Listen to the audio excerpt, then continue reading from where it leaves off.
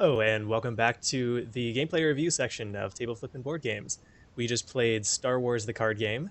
My name's Ogre Yonder, joined by Gameface Killa, and filling in for Gillyweed is DeFebwar. Thank you for joining us. And Gigi, you wrecked me. Sorry. No, it was good. So, Gameface, do you want to tell us a little bit about this game before we get into talking about how much Deb won? Oh my god. Like I said before, this is a living card game, so it is a deck builder, but you just basically buy one booster and it has it has actually 3 copies of every card, which is the limit for how many copies of a certain card you can put in your deck. So once you buy, everybody buys the boosters and the core set, then you have every card that everybody else has. So it makes it really cool in the sense that it all becomes a matter of wits as far as who can design the decks that have the best combos. There's 6 different factions, which is really cool. We've only played with 2, which are the Jedi and Sith factions. So there's 4 others that you still can play with. And there's a lot of integral parts of this game, like managing resources and being smart about when to exhaust them, as well as when to attack and when to defend, which I'm sure we're going to talk about as part of that discussion. And then it all just comes down to kind of trying to simulate those epic battles and fight between the light and the dark side. It's constantly going on. So I thought this game was really cool. I also, so Deb, you played extremely well, and I also screwed up Thank really you. bad. But this, it was, so there's a couple things about this game that I kind of wish I'd known right off the bat, which is Mhm. there's a huge defender's advantage. Um, Winning ties is really big and is really like is easy, I guess, because the cards are worth so little. So I Yeah. was kind of thinking that there were cards that were like 6 and 10, and that you would throw Mhm. one down and you kind of only, I guess, kind of like let me think. I can't think of an example right now, but like where you kind of have to estimate what your opponent's going to do, and you're never going to get like close or an exact number. And then Right. tie is more of a rare condition to break, to break that thing that might just happen, rather than something that happened like every turn. So Right. yeah, so that was interesting. And I didn't notice that either. Even in reading the rule book completely, it's like I didn't notice that either. I don't know how I would have played Mhm. any differently from how you did. Certainly. Well, and on top of that, like the becoming exhausted or being able to exhaust your opponents when you're the defender is Mhm. hugely advantageous as well. So Yeah, that's true. yeah, so Deb was really smart about like hanging back and letting me attack into her, and then she's like, "Oh, here, all your stuff is exhausted and or dead," and then Yeah. now I get to attack, and I'm gonna hung back with the Rancor, and which also was just killing things. The Rancor was like a stupid lucky draw. So And I that's was really glad that I played that before I yeah, played Palpatine, because it he basically ensured that I could keep Palpatine on the map. right. It was, but my so I'm gonna drag it back out on the field here. This redemption card is also a stupid lucky draw, and if I had played like you played and kept the redemption alive instead of attacking It would with have been it, a whole different game. Like I that think was a so. tough thing. Because That would have been a then really tough thing to fight against. yeah, especially because it essentially nullifies the Rancor, which is I think why this Yeah. card is in here, because Rancor kills Mhm. something of mine, then it comes back. Rancor kills something of yours, then it stays dead. Yeah. Oh, So right. I think that that would have made a big difference if I had actually stayed back with this guy and not attacked with him. Yeah. Um, of course, it would have just played out differently. I think you probably still would have won. Um, you had a really good momentum, and I couldn't flip the force back without sacrificing my ability to attack you. Yeah. So, That was, I think, something that was really hard for you, mhm, was dealing with the force every single turn, because it would right, just made time go twice as fast.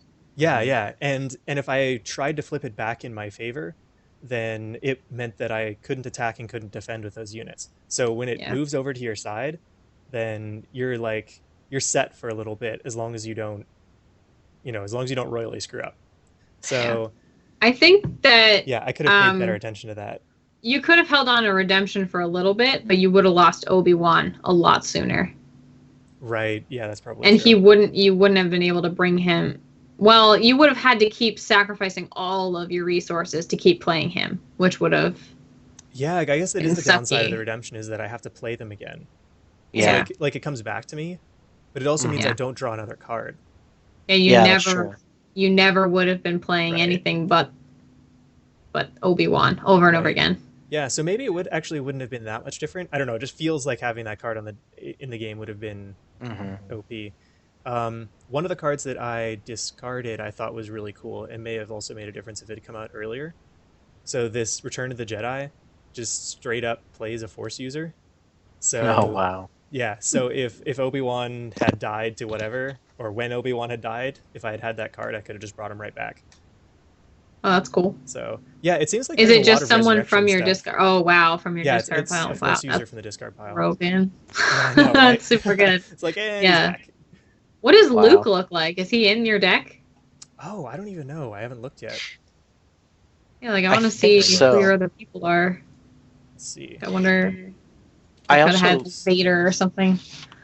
while you're looking for that, I Mhm. did want to say one thing that I really loved watching is when you have to decide whether or not to commit a unit to the Force, because you can commit up to 3, but it's such a dilemma because once you focus that guy to attack that character, there's a possibility that that person is going to take 2 focus tokens instead of 1, and Mhm. unless it's an elite person, that means you're going to lose that unit for a whole round, 2 Yeah. rounds. Yeah. So it's tough to decide who to commit. The elites are obvious, but there's not very many of them. So uh, I think a huge point of play is also, or a kind of a cool tactical thing, is going to be how to decide which units to commit to the Force and which ones are not worth it. Mhm. It's really I cool. usually, my method for that was just to make sure that I could get my dude back up to battle ready the next turn. And Yeah. if he wasn't somebody that had something built in, or if I had something to Mhm. get that extra one off of him, then I was just like, well, it's not worth it. I need my dudes to be able to do stuff. So, Yeah, because I made that that was a good mistake tactic. early on and Right. got Oh, right, where foobarred I did damage my to your building my or your my objective. TIE The fighter. TIE fighter. Oh, that's Yeah. right. Yeah, yeah. I I killed your was TIE fighter. so salty when you killed my TIE fighter that quickly. I was like, no, that was like my good card. That was really I was good. Yeah. super excited about that card. I was like, oh, I'm gonna be able to do a I lot think of that stuff with this. I don't know why I yeah, liked it so much, but that was it almost was a the bait bonus though. on it. Like because I Yeah. killed it with that with the redemption, and then I was like, ooh, I Yeah. should just do that again next turn, and then rat. Yeah, I guess that worked in my favor. Yeah. So yeah, the other characters I laid out the other major characters here.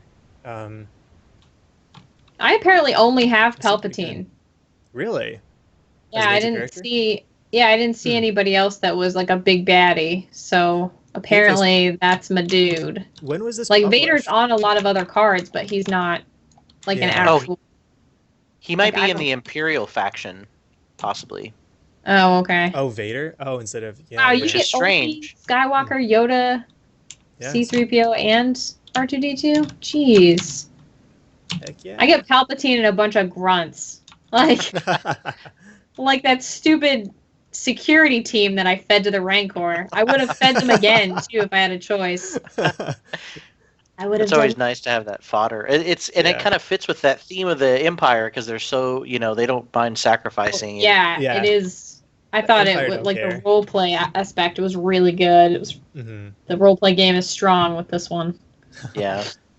So Uh, we should mention though that if you're watching this one first for some reason, the gameplay VOD, it took us a little while to figure out how this game works at the beginning. I think it was Mhm. like probably 30 Many minutes. rules. Yeah, of Many figuring out all the rules. different Yeah. rule Oh sets. my god. It was And I thought about yeah. Yeah, I thought about explaining the whole sequence, but then I thought, well, that would be really overwhelming. Yeah, we probably would have just forgotten it.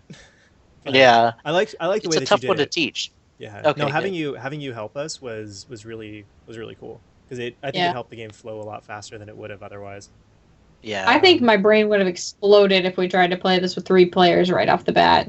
Like, I would Yeah. have just died. yeah. That I don't seems so unwieldy right now. Well, like at the beginning, I guess. But now I think it would probably be, it would feel like it felt at the beginning of 2-player now if we added a third person. I'd be Right. like in that The rules stage of like, change again. holy God, how do I do this? Like, what am I doing again? Whose turn is it? Yeah. But when about the Death Star Yeah. though? Like, is it Death Star time? Yeah. It's always Death It's Star kind of time. it's kind of cool because the 3-player game is actually a 1v2, and Oh, really? the one player has like some super objectives that are obviously probably twice as hard to kill, and then I believe that if you're you can have a 1v2 with the light side being the one, and I think it's hard for the dark side players to win right away, obviously twice as hard, and then if you play with the dark side though, you are constructing the second Death Star, and so Wow. you have That's interesting. you try to build up. So does I'm sure it's like a ton of dial points. Yeah. Wow. Does the base game include the like those as well? The No, different number of players? yeah, unfortunately, you do have to buy the core set.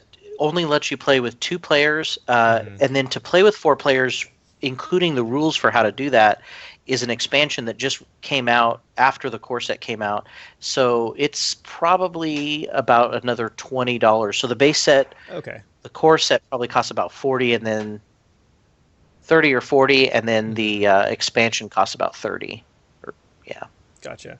So I asked this, I forgot, or I guess didn't hear if you responded, but when was this game published? 2012. Wow. So not to jump to too close in or too far ahead of ourselves, but one of the things that I really liked about this game was the artwork and how true it was to the original 3 movies.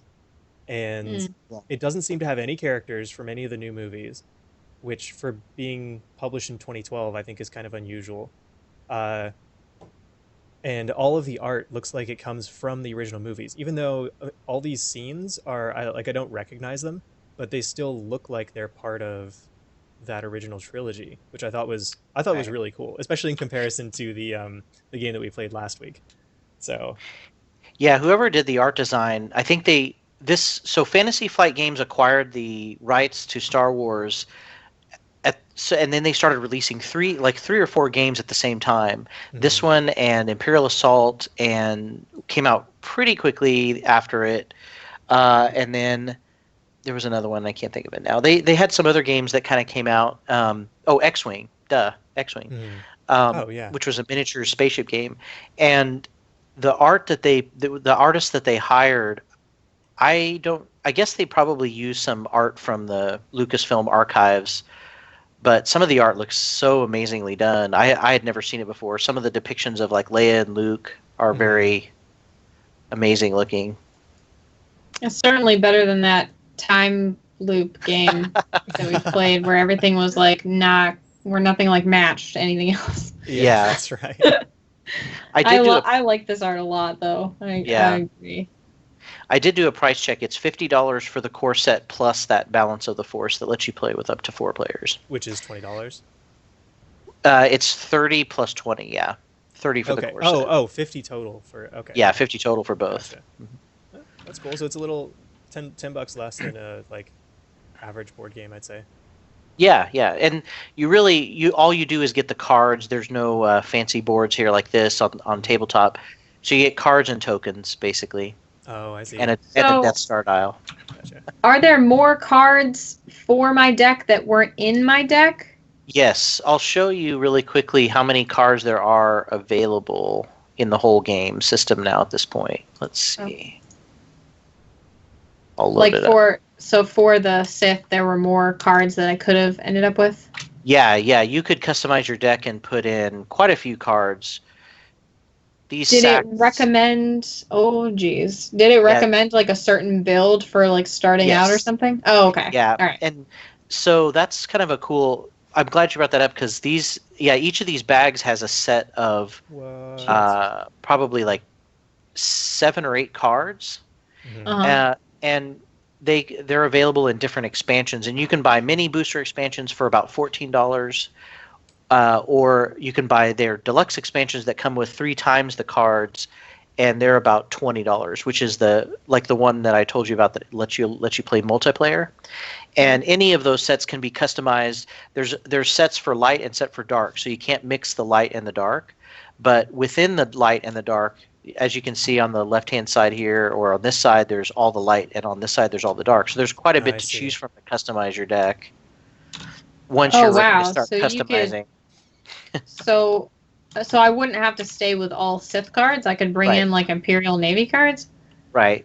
So the only trick about that is that if you mix factions, when you play a card, one of the resources has to match the same faction as the card you're playing. So resources are types. Yeah, resources have a type, and they have to match the resource of the card you're playing. That's tricky. So you could do like a duel. Oh man. So you could do like a dual sphere deck or dual faction deck, but if you start getting into like 3 decks, that would be tough, I would think. You'd start getting some resource mismatch. There must be some sort of synergy between the dark decks of some kind. Yeah. Like some reason that you would even bother doing that if they let you. Yeah, I imagine that for example, the Sith might have a lot of actions and surprise cards to play. And so did the Jedi, whereas the Imperial Navy might have just a lot more ships and vehicles. Yeah. That makes sense, yeah. I mean, maybe on the rebel side. Scum and Villainy probably just has a bunch of foot soldier dudes. Yeah. Oh, Mandalorians. Oh, man, Boba Fett's probably in there. Where is he? Let's go. Let's find him. How do I open these bags? You just pull stuff out. One of the things that's cool about the deck building is when you build your deck, you don't actually... So most deck building games, if you just put a card. If you want a card in, you put a card in. Mm-hmm. But what's really cool about this system is they're attached to an objective. So 6 cards. The reason why you're pulling out 6 card sets plus an objective is because if you want to create a deck, you have to pick an objective, and you get all the 6 cards that go with it. Oh, that's interesting. So they can actually kind of balance the power of the cards that they're giving you with a like an objective that's easier to take down or has a downside or. Right, but then you get powerful cards for your command deck in exchange. That's really cool. But what's really cool is they match them thematically too. So, for example, there's an objective card called Search to Dagobah or something like that, and that's when you get like Luke plus X-wing plus like traveling events or enhancements that have to do with that journey that he took to Dagobah. Oh, that's cool. So thematically, the objective sets kind of match too, and to me, I think it makes it easier to deck build because you're matching. You only have to pick like 6 objectives and you got a full deck. Whereas if you have to create a 50-card deck, it makes it so hard. Look at all this Hoth stuff. Yeah, it's cool.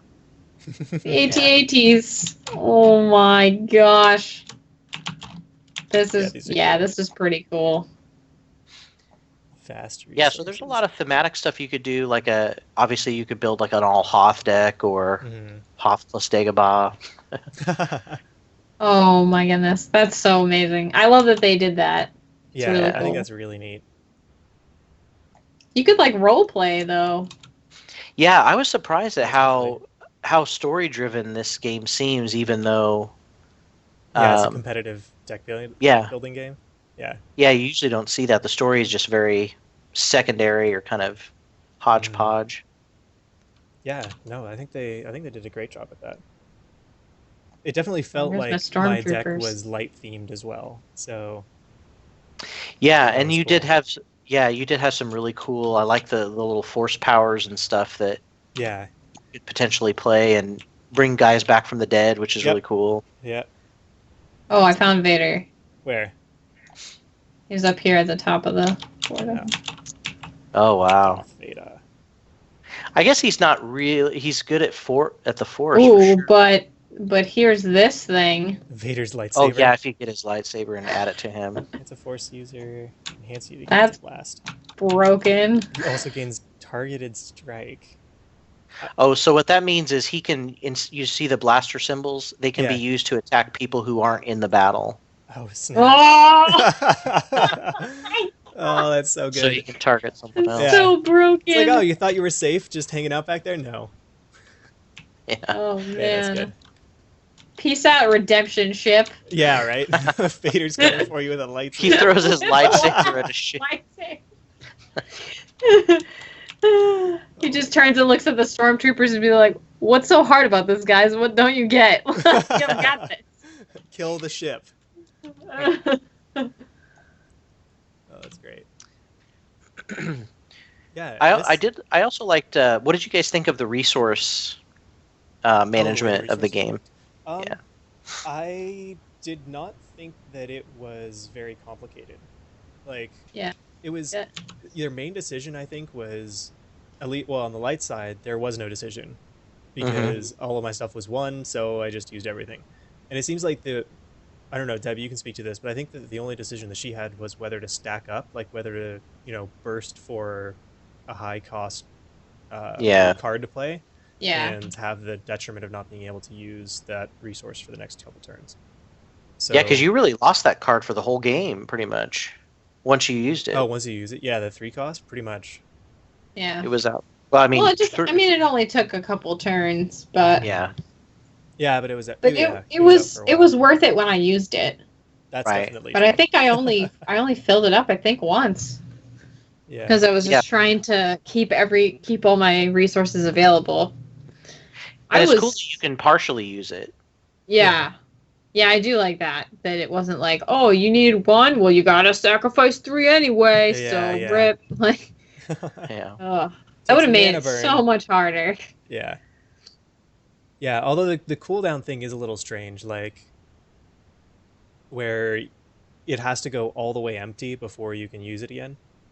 Yeah. So, yeah. Yeah, that's tough with resources when you're limited like that, because then it's like you don't ever want to use it. Right. Yeah.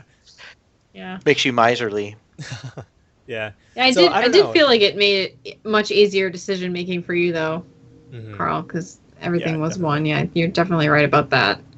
Which is cool because the rebellion's resources would be spread out. Like that. It does make sense. I actually didn't look at my other objective cards before we shuffled it in. I was just wondering if any of them were not 1, and I just happened to get ones that were all 1. Oh, I can load it back up. Actually, that's an interesting way of. Now that I say that though, it makes me think that it's just an interesting balance, because the ones with more than 1 you can use as if they were 1. It just gives you more flexibility, basically. So I wonder if because I got objective cards that were all 1, if they were stronger than they would have been, for example, if I had one that had a 3. Yeah, I bet there's some kind of balance to it. So if they only have 1 resource, they've got a great ability, a better ability, more damage.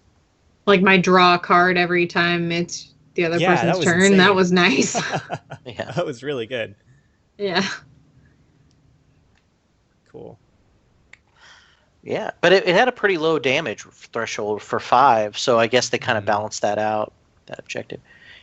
Did you want me to load the game up so you could look at the objective cards? Oh, it's all right. I'll look another time. But yeah, it was mostly just thinking aloud. So yeah, let's see. We covered art and mechanics. Is there anything else you guys wanted to go over? No, I think that was pretty much it. I definitely like the idea of the story element of the game and theme-wise and art, and then I like the objective card idea. So definitely talked about that a lot. Yeah. Or the objective set idea. So. Yeah, definitely. And in case you guys watching missed the first, or I guess intro to the first part, we're starting a little bit of a Star Wars series because GameFace is going to be on a new show here on Misscliks. GameFace, you want to talk about that a little bit again? Yeah, the name of the show is Minoc Mysteries, and we're really excited about it. We're starting in the Edge of the Empire universe, playing characters that are on the outskirts of the Empire, and of course, then that means we're going to have a lot more scoundrels and scum and villainy. Yes, a lot more of a gray area of the Force, which is really cool. So we'll have some highfalutin adventures for sure, and it'll be a lot of fun. I think all the people involved are really cool, and some of them you may know already. I'll be on playing a character, and I guess I could say a hint about my character. I'm a complete fraud, and that's all I'll say about it. I'm hoping no one finds that out. Just make sure you always shoot first. Yeah, exactly. Yep. I'm always going to shoot first. Yeah. Ask questions later. But it's going to be a lot of fun. Yeah. And it'll be on Sundays at 5 p.m.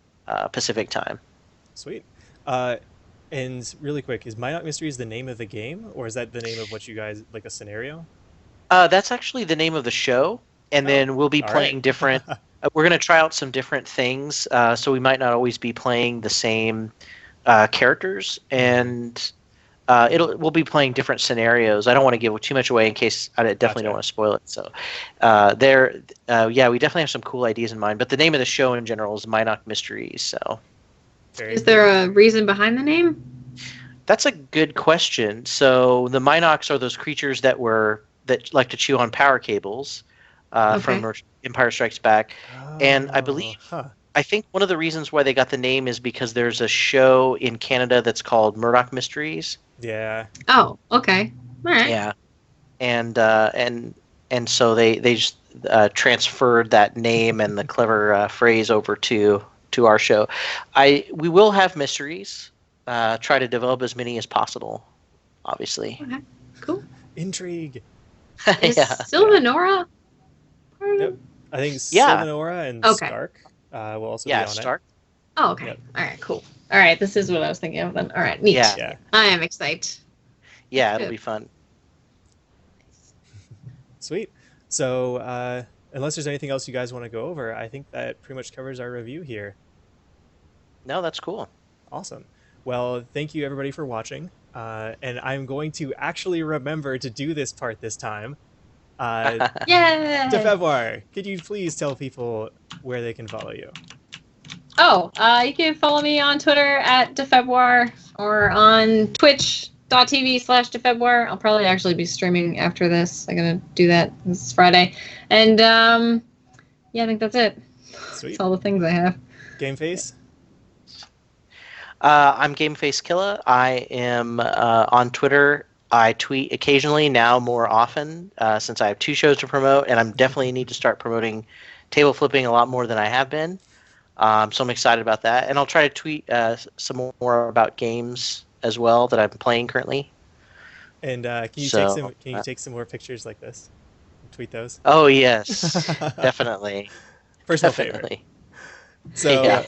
I am Ogre Yonder, and this has been Table Flippin' Board Games, playing the Star Wars the card game. I hope you guys enjoyed it, and we'll see you next time. Night, everybody. Oh, wait. Did you flip the thing? Flip, You gotta that flip was the thing. cue. That was the cue. Oh yeah. Oh, There you wait, did we miss Nice. it? go. No, you got it. We're good. Oh, okay, good. Okay, bye.